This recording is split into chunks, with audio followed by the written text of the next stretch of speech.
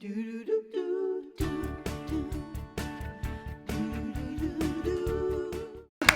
calls himself a food-obsessed actor, and he has finally put his favorite recipes in a cookbook for everyone to enjoy. We are back in the kitchen with the one and only Freddie Prinze Jr. Yay! Hello. I didn't meet you guys yet, but you, I know. You know, your wife came here before you. I know. Well, she's done everything pretty much. Right. I want to know when you said. But I was born first. Okay, That's that's it. I want to know from a husband's standpoint, when you say a wife nudges you to make a cookbook, what is a nudge between a husband and wife? It starts out. It pushes me into the fire. It starts off very politely. It starts off, this is so good. You should do like a cook. You love cooking so much, and you know, I'm still a gamer. I'm 40 years old. I still love video games, and so it's usually a means to get me away from that. And then, stick down. Yeah, like you should do a cookbook. That would be more productive. But I'm on a site that actually pays you to play, and I'm like, baby, I'm making it. So that's my argument. So then eventually, you know, like I said, somebody else tells you the idea, and you're like, that's good. When you said nudge, she meant unplugged. Right. That's one way to say it. And you know what? It worked because you made a very beautiful cookbook. I and we actually appreciate that. shot some of this. I'd love to take a look at this. This was the last like 9 months of my life putting this book together. I wanted to. God. That's not babies. It's my son, the destroyer, and my daughter, the creator. Ooh, yummy. Oh, wow. There's a funny story in there about Parker Posey.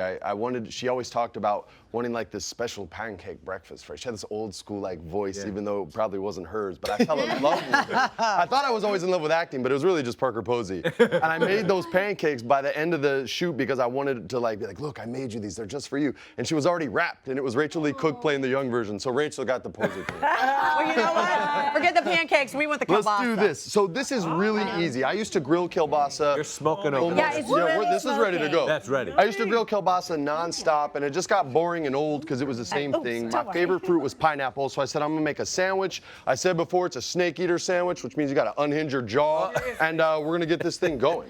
So it's already smoking. We better get it on there. All right, Come on, we'll Freddie. get We don't have to cut them first, just like that? Well, I will cut them normally. Well, here's a blade. We'll do it. Whoa, just like that? Woo! Come on, you're the chef. You Who needs to tongs? I've been doing this a long time. There you go.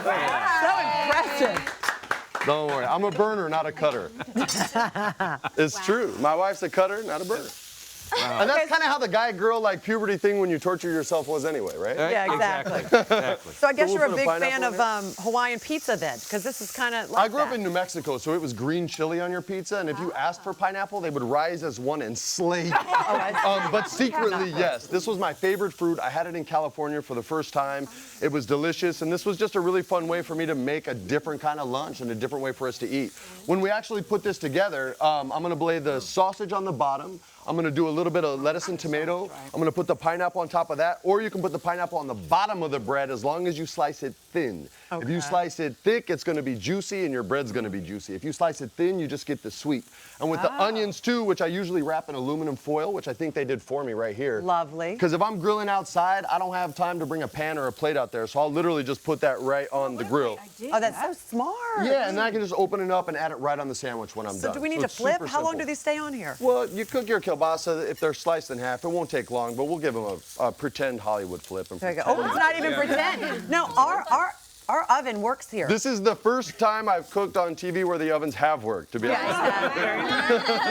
The magic of home and family. That's Look at right. that. Well, You you're in don't a even real have to house. finish. Yeah. You don't even have to finish Look at them. that, We have them here. fantastico. I'll So keep this is flipping and you make the sandwich. Super duper simple. So like I said, Freddie, I have a question. Is that fresh pineapple or canned, or can you use either? if you can use fresh, always use fresh. Yep. But there's a lot of the canned pineapple that comes sliced exactly like this. That's what I was Which thinking. makes it even easier. Yeah. Exactly. And I have a lot of other recipes with like corn and things like that I add into nachos. And if you want to use canned corn, use it. It's good. okay. I would want to chop it up though and dice the pineapple. Yeah. You could, but it might start falling out of the sandwich if you do that. So this yeah. just to help you keep it together. No, see, I unhinged the whole thing. Goes A true snake eater. You should have come to New Mexico with me. Everything was that big. And doesn't cooking the pineapple make it even sweeter? It does make it sweeter. Yeah. It also gives it a nice little smoky flavor, and sweet and smoky, sweet and salty, sweet and sour. That's always good. Yeah, of the acid. The sausage. So are the onions, though. The onions are savory, so that kind of like mellows the sausage. Okay, Well, I'm talking and having fun and trying to party. Talking about the mellowness. I love it.